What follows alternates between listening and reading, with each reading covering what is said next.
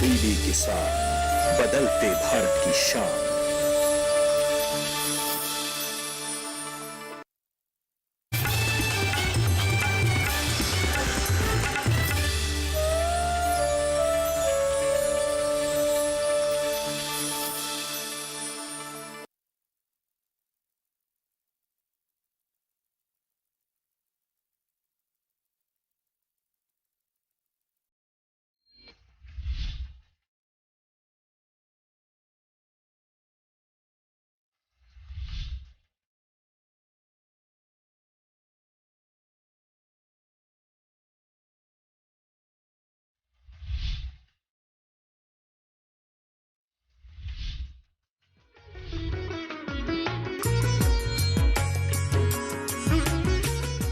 नमस्कार, स्वागत है आपका कृषि दर्शन में। आपके साथ मैं हूं अंजू सिंह।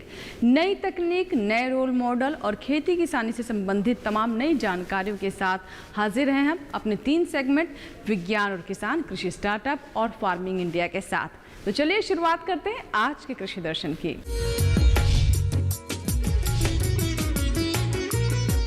सबसे पहले बात विज्ञान और किसान की।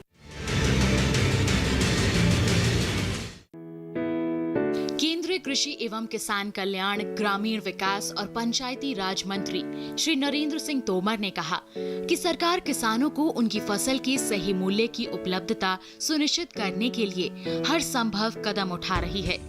उत्तर प्रदेश में दातागंज बदायूं में कृषि विज्ञान केंद्र के प्रशासनिक भवन का वीडियो कॉन्फ्रेंसिंग के माध्यम से शिलान्यास करते हुए श्री तोमर ने कहा कि 2 नए अध्यादेशों के कार्यान्वयन और कृषि क्षेत्र में अन्य कानूनी प्रावधानों के साथ किसान अब देश में किसी भी जगह पर लाभकारी मूल्य पर अपनी फसल की बिक्री कर सकते हैं और इस पर सभी तरह की बंदिशें खत्म हो गई हैं। मूल्य आश्वासन पर किसान समझौता और कृषि सेवा अध्यादेश 2020 से कृषि उपज की खरीद पर व्यापारियों से समझौते के साथ ही किसानों के लिए उनकी उत्पादन लागत पर गारंटीड रिटर्न भी सुनिश्चित होगा। केंद्रीय कृषि मंत्री श्री नरेंद्र तोमर ने कहा कि प्रधानमंत्री श्री नरेंद्र मोदी के नेतृत्व में कृषि एवं अन्य क्षेत्रों के बीच के अंतर को दूर करने की दिशा में प्रयास किए गए हैं। देश खाद्यान्न उत्पादन के मामले में न सिर्फ आत्मनिर्भर है बल्कि अतिरिक्त उत्पादन भी कर रहा है। देश में 86% छोटे और सीमांत किसान हैं, जिनकी सरकारी योजनाओं, कार्यक्रमों और सुविधाओं तक पहुंच होनी चाहिए। ये सुनिश्चित करने में केवीके और वैज्ञानिकों ने अहम भूमिका निभाई है। केंद्रीय मंत्री ने किसानों से मृदा स्वास्थ्य परीक्षण पर ज्यादा ध्यान देने, कीटनाशकों के अत्यधिक इस्तेमाल से बचने, पानी की बचत के साथ खेती करने व उत्पादकता बढ़ाने की अपील की है। वहीं इस दिशा में केवीके की अहम भूमिका पर भी जोर दिया। श्री तोमर ने कहा कि क्लस्टर कृषि को प्रोत्साहन देने, क्षेत्र की जलवायु के अनुरूप फसलों के विकास में भी केवीके को अग्रणी भूमिका निभानी चाहिए। केंद्रीय कृषि मंत्री ने कहा कि उत्तर प्रदेश में 86 केवीके हैं जो अच्छा काम कर रहे हैं। उत्तर प्रदेश में 20 नए केवीके खोले जाने को स्वीकृति दी गई थी, जिनमें से 17 खोले जा चुके हैं। शेष 3 केवीके प्रयागराज, रायबरेली व आजमगढ़ में शीघ्र ही खुल जाएंगे। 1 केवीके मुरादाबाद में भी खोलने का प्रस्ताव है।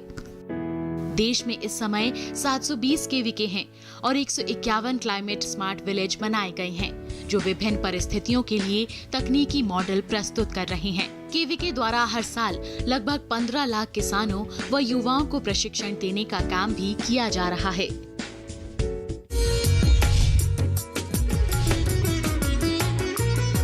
इसी के साथ ही वक्त हुआ है कृषि दर्शन में छोटे से ब्रेक का। ब्रेक के बाद जब वापस आएंगे तो बात करेंगे कृषि स्टार्टअप की। कहीं मत जाइएगा, देखते रहें कृषि दर्शन।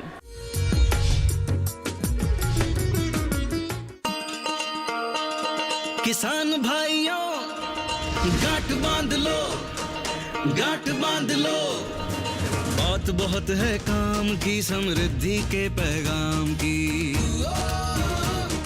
मिट्टी के मिजाज को समझो, मिट्टी के हर राज को समझो, मिट्टी की तुम जांच कराओ, मुफ्त सॉइल हेल्थ कार्ड ले जाओ।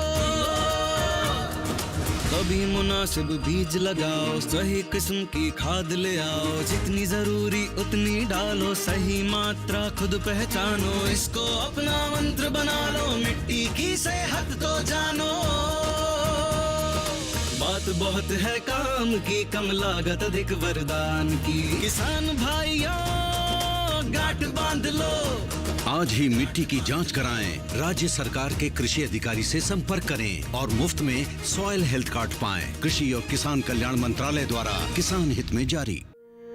सूखा हो या बेमौसम की बरखा हो, कीड़ा लगे खेत में या दुविधा हो, बहुत ही कम प्रीमियम पे पूरी हो भरपाई, फसल बीमित रहे कटाई के बाद भी भाई। हाँ, ऋणी या अऋणी अब हर किसान लाभ उठाए, एक मौसम कदर है सब किसान बीमा कराए, प्रधानमंत्री फसल बीमा योजना से हर किसान मुस्काए। कृषि और किसान कल्याण मंत्रालय द्वारा किसान हित में जारी। ब्रेक के बाद कृषि दर्शन में एक बार फिर आपका स्वागत है और अब बात करते हैं कृषि स्टार्टअप की। कृषि स्टार्टअप में आज हम आपकी मुलाकात करवाने वाले हैं प्रगतिशील किसान कैलाश चौधरी से, जिन्होंने जैविक खेती को अपनाया। जैसा कि आप जानते हैं कि बढ़ती आबादी की भोजन की ज़रूरत को पूरा करने के लिए हम मिट्टी में अंधाधुंध रसायनों का इस्तेमाल कर रहे हैं, जिसका विपरीत असर भूमि के स्वास्थ्य पर देखने को मिल रहा है और इसका असर हम पर्यावरण पर भी देख रहे हैं और अंत में इससे हमारा स्वास्थ्य भी प्रभावित होता है। ऐसे में इन समस्याओं को दूर करने के लिए एक अच्छा रास्ता है जैविक खेती, जिसे बहुत सारे किसान अपना रहे हैं और ऐसे ही किसान है कैलाश चौधरी भी, जिन्होंने जैविक खेती को अपनाया और कामयाबी हासिल की। तो आइए देखते हैं कृषि स्टार्टअप में आज हम कैलाश चौधरी की कामयाबी की कहानी।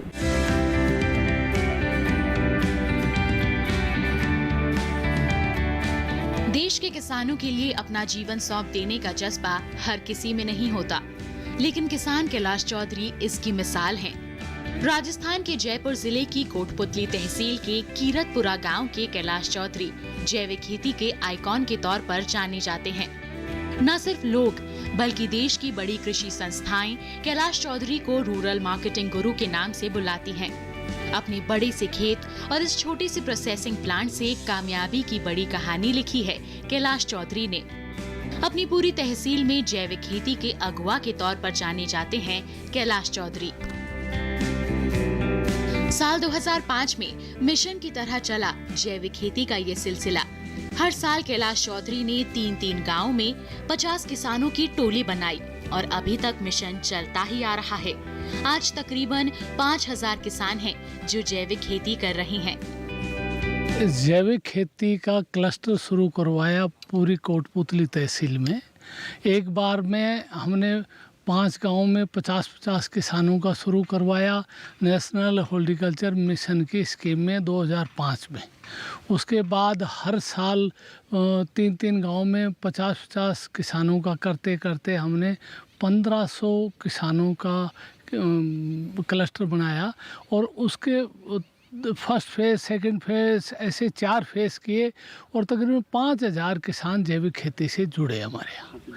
उनको कंपोस्ट खाद बनाना बताया, वर्मी कंपोस्ट बताया और अपना नीम और आग से पेस्टिसाइड बनाना बताया, जिससे कि उनकी फसलों में वो केमिकल खाद या पेस्टिसाइड उपयोग ना करें।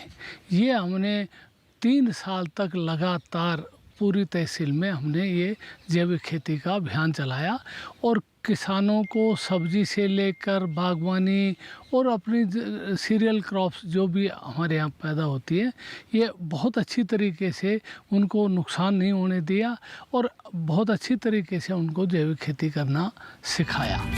कैलाश चौधरी ने किसानों को सिर्फ जैविक खेती की प्रेरणा ही नहीं दी, बल्कि किसानों को कंपोस्ट बनाने से लेकर नीम की खाद कैसे बनाई जाती है उसका भी तरीका सिखाया। 3 साल तक किसानों के खेतों में जाकर उन्हें ट्रेनिंग दी और हर फसल, फिर चाहे वो सब्जी हो, अनाज हो, उसमें रसायनों के प्रयोग को धीरे धीरे कम करवाकर पूरी खेती को जैविक खेती में बदल दिया। एक साधारण किसान के लिए अपनी फसल को जैविक बनाने में चुनौती तो थी, लेकिन कैलाश चौधरी को अपने आप पर भरोसा था। किसान अपने उत्पाद को बाजार में अच्छी कीमत में बेच सकें, इसके लिए ग्रेडिंग और पैकेजिंग की भी ट्रेनिंग दी। जैविक खेती के उपरांत हमने उनको ग्रेडिंग, पैकिंग और मार्केटिंग सिखाई। हमारे यहाँ दो बड़े शहर हैं, गुड़गांव है, जयपुर है। तो हमने उन किसानों को समझाया कि भाई आप अपनी फसल का, सब्जी का जो भी आप पैदा करते हैं उसकी ग्रेडिंग करिए, छोटी पैकिंग करिए और आप अपना जैविक का उस पर लिखिए कि भाई ये हमने जैविक तरीके से पैदा किया है और उसका सर्टिफिकेट का नंबर डालिए, उसकी सारी चीज़ें उनको धीरे धीरे ट्रेंड किया। 3 साल बाद में वो आज अपना पड़ोस में अलवर है, जयपुर है, अपना गुड़गांव है, दिल्ली है, वहाँ कम से कम 30 से 35 ऐसे गाँव में सेंटर हो गए। किसान कैलाश चौधरी की मेहनत ने इलाके के तमाम किसानों के लिए समृद्धि के द्वार खोल दिए। आज यहाँ के किसान अलवर, जयपुर, गुड़गांव और यहाँ तक कि दिल्ली में अपने खेतों की जैविक फसल लेकर आते हैं और मोटा मुनाफा कमाते हैं। न सिर्फ फसल से फायदा हो रहा है, बल्कि उन किसानों ने इलाके में बेरोजगारी की समस्या को भी काफी हद तक कम कर दिया है। जो मार्केटिंग करके अपनी उपज का ज़्यादा मूल्य ले रहे हैं, उनको उनकी आमदनी करीब करीब पहले से दुगनी हो गई है।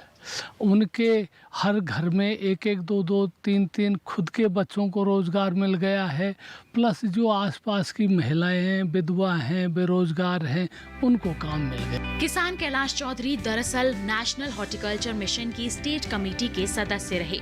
इसी वजह से कैलाश चौधरी ने पूरे प्रदेश में इसे एक अभियान की तरह चलाया। शुरुआत 16 जिलों से हुई, फिर जिलों की संख्या बढ़कर 25 हुई और धीरे धीरे पूरे राजस्थान में जैविक खेती के इस मिशन ने रफ्तार पकड़ ली। मैं 2004-05 से नेशनल हॉर्टिकल्चर मिशन में स्टेट कमेटी में सदस्य रहा और हमने जैविक खेती बढ़ाने का पूरे प्रदेश में अभियान चलाया। और उस अभियान में हमने शुरुआत में 16 ज़िले थे, फिर 25 ज़िले हुए, फिर धीरे धीरे पूरा राजस्थान हो गया।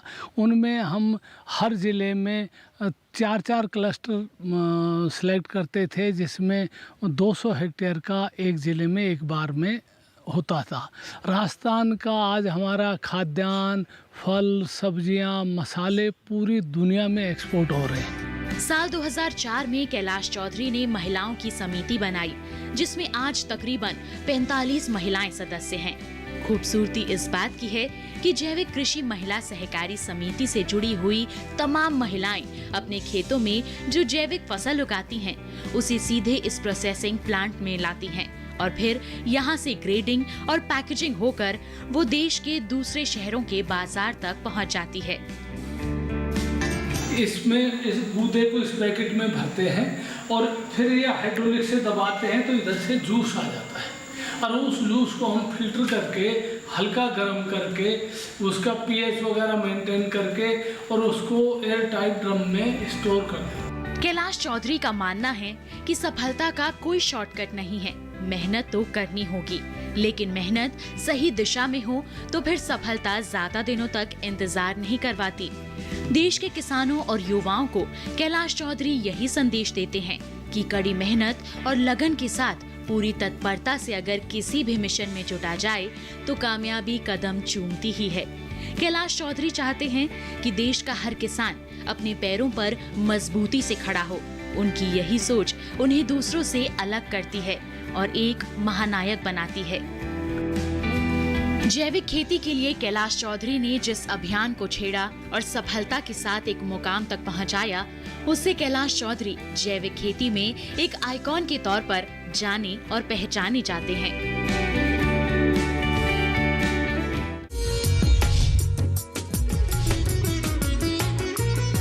तो ये था हमारा आज का कृषि स्टार्टअप। फिलहाल वक्त हुआ एक छोटी सी ब्रेक का। ब्रेक के बाद जब वापस आएंगे तो बात करेंगे विशेषज्ञ की सलाह की। कहीं मत जाइएगा, देखते रहें कृषि दर्शन।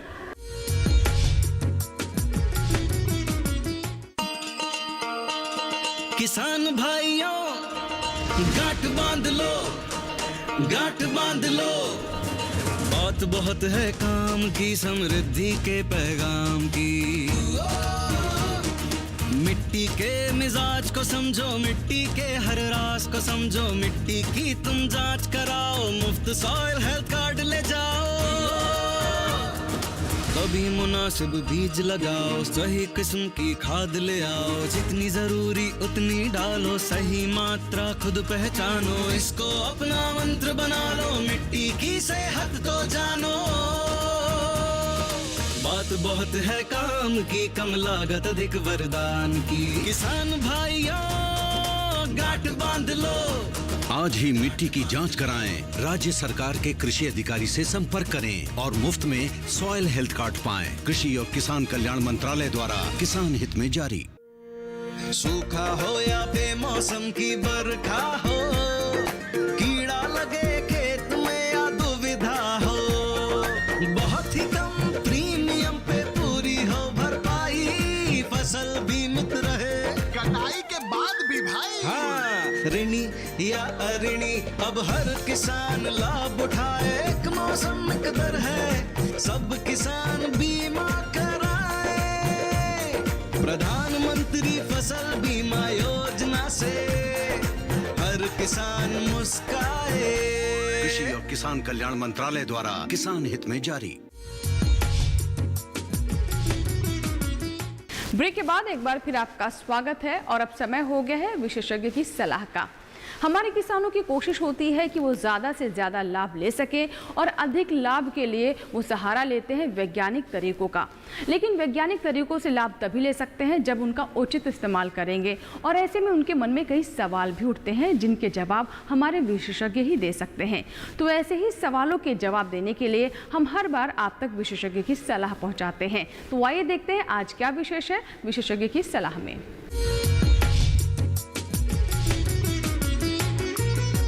किसान भाई, हमारे बागवानी के विकास में पौधशाला का बहुत ही महत्वपूर्ण योगदान है।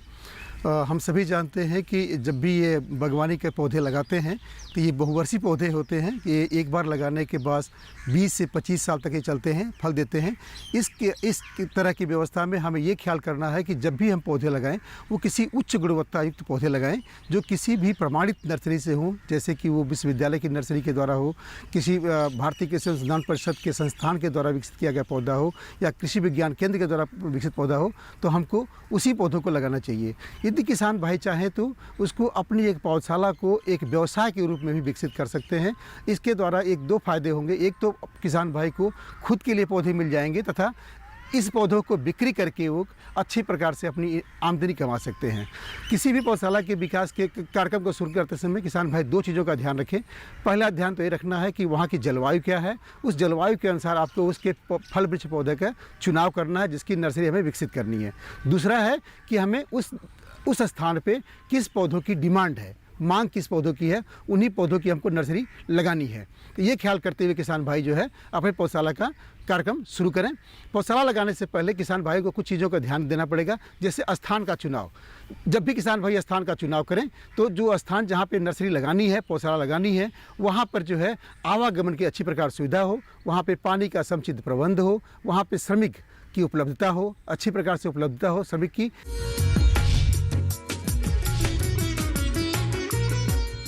और अब बात फार्मिंग इंडिया की। फार्मिंग इंडिया में हर बार हम आपको नई नई तकनीकों के बारे में जानकारी देते हैं और आज हम आपको मत्स्य पालन से संबंधित एक नई जानकारी के बारे में बताने वाले हैं। फार्मिंग इंडिया में हर बार हम आपको नई तकनीक के बारे में जानकारी देते हैं। ये कृषि संबंधी या पशुपालन से संबंधित भी होती हैं। आज हम आपको मत्स्य पालन से संबंधित ऐसी ही जानकारी देने वाले हैं और ये जानकारी है जीवित मत्स्य वाहक प्रणाली के बारे में। कैसे हमारे किसान इस प्रणाली को अपना सकते हैं और ज़्यादा लाभ ले सकते हैं मत्स्य पालन में, आइए जानते हैं इस रिपोर्ट में। केंद्रीय कटाई उपरांत अभियांत्रिकी एवं प्रौद्योगिकी संस्थान लुधियाना ने जीवित मछली के परिवहन के लिए एक प्रणाली विकसित की है जिससे किसानों को अपनी उपज जीवित स्थिति में बेचने और अधिक आय अर्जित करने में मदद मिल सके। यह प्रणाली है जीवित मत्स्य वाहक प्रणाली। केवल 4 लेड एसिड बैटरी से निर्मित डीसी पावर द्वारा चलती है जो गैर प्रदूषणकारी है। एक बार चार्ज करने से यह 500 किलोग्राम की कुल वहन क्षमता के साथ लगभग 80 किलोमीटर चल सकती है। इस प्रणाली में परिवहन के दौरान मछली को जीवित रखने के लिए वातन वायु संचारण, निस्पंदन, छानने की क्रिया और अमोनिया हटाने सहित सभी सुविधाएं हैं। 0.5 से 1.5 किलोग्राम वजन के कॉर्क के साथ 40 किलोमीटर की प्रत्येक यात्रा के दौरान मछली की मृत्यु दर 1% से कम है। ये वाहन मीठे पानी की मछलियों और खारे पानी की मछलियों दोनों के लिए उपयोगी है। वर्तमान में इस प्रणाली की वाहन क्षमता प्रति यात्रा 100 किलोग्राम जीवित मछली है। हालांकि वाहन की वहन क्षमता को बढ़ाया जा सकता है। इसके लाभ निम्न प्रकार से हैं। जीवित मत्स्य वाहक प्रणाली की सुविधाएं और लाभ। LFCS में स्वचालित वातन, निस्पंदन और वाष्पीकरणीय शीतलन प्रणाली है, जो अच्छी गुणवत्ता वाले पानी और कम मछली मृत्यु दर की निरंतर उपलब्धता सुनिश्चित करती है। पारंपरिक प्रणालियों की तुलना में इस प्रणाली में पानी की आवश्यकता 50% से कम होती है। LFCS में केवल 1 श्रमिक की आवश्यकता होती है, जबकि परंपरागत प्रणाली में 4 से 5 श्रमिक होते हैं। इस प्रकार श्रम की लागत कम हो जाती है। ये उपभोक्ताओं को ताजी एवं गुणवत्ता वाली मछली की आपूर्ति सुनिश्चित करता है। ये सीमांत किसानों, उद्यमियों के लिए कम लागत की एक शून्य प्रदूषणकारी प्रणाली है। ये प्रणाली महिलाओं के लिए अनुकूल है और 1 या 2 महिलाओं द्वारा संचालित की जा सकती है। जीवित मत्स्य वाहक प्रणाली का उपयोग ताल मत्स्य पालन से खुदरा बाजार तक जीवित मछली परिवहन के रूप में किया जा सकता है। इस प्रणाली का उपयोग मछली के खुदरा विक्रेताओं द्वारा मोबाइल शॉप, चलता फिरता दुकान के रूप में भी किया जा सकता है। भारतीय कृषि अनुसंधान परिषद के सीफेट लुधियाना ने इस तकनीक को एग्रीनोवेट इंडिया लिमिटेड नई दिल्ली के माध्यम से ई-मैजिक इलेक्ट्रिक जालंधर को लाइसेंस दिया है। भारतीय पेटेंट कार्यालय में LFCS के लिए एक पेटेंट आवेदन भी दायर किया गया है। आपको बता दें कि कृषि विकास में आगे के संवर्धन के लिए इस तकनीक को अंतर्राष्ट्रीय कोष द्वारा भी स्वीकार किया गया है। पूरी प्रणाली सहित वर्तमान में वाहन की लागत लगभग 2 लाख रुपए है। LFCS की वापसी की आंतरिक दर 354.5% है, जो ये साबित करता है कि ये अत्यधिक लाभदायक उद्यम है।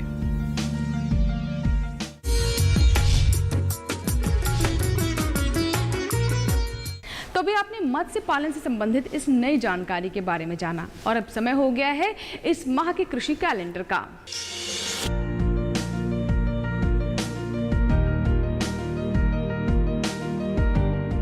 इस माह के कृषि कैलेंडर में हम आपको बताएंगे जुलाई के महीने में होने वाली पपीते की रोपाई के बारे में। जी हां, अगर आप चाहते हैं कि पपीते से आपको ज़्यादा लाभ हो और अच्छी पैदावार प्राप्त हो, तो ऐसे में इन बातों का ध्यान रखना बहुत ज़रूरी है। आइए देखते हैं जुलाई महीने के कृषि कैलेंडर के बारे में क्या है खास आज हमारी इस रिपोर्ट में। जुलाई के महीने में आप मैदानी क्षेत्रों में पपीते के पौधे तैयार कर सकते हैं। इसके लिए सबसे पहले आप वांछित प्रजाति के बीजों को चयन पश्चात किसी कवकनाशी से उपचारित करें। इसके बाद बीजों को ऊंची उठी हुई क्यारियों में बोना चाहिए ताकि पौधों के आसपास जल इकट्ठा न हो पाए।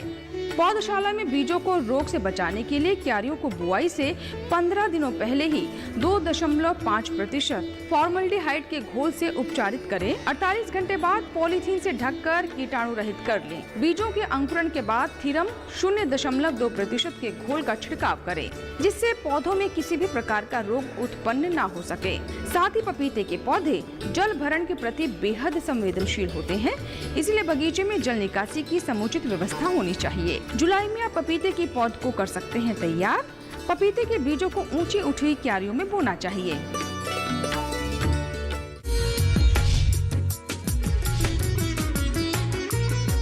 तो ये था हमारा जुलाई महीने का कृषि कैलेंडर। इसी के साथ ही आज के कृषि दर्शन में फिलहाल इतना ही। अगर आपके कोई सुझाव है तो आप हमें पत्र लिख सकते हैं। हमारा पता है कृषि दर्शन, कमरा नंबर 10, CPC, दूरदर्शन, खेलगांव, नई दिल्ली 110049। अगर आप चाहें तो हमें ईमेल भी कर सकते हैं। हमारा ईमेल पता है krishidarshan@gmail.com।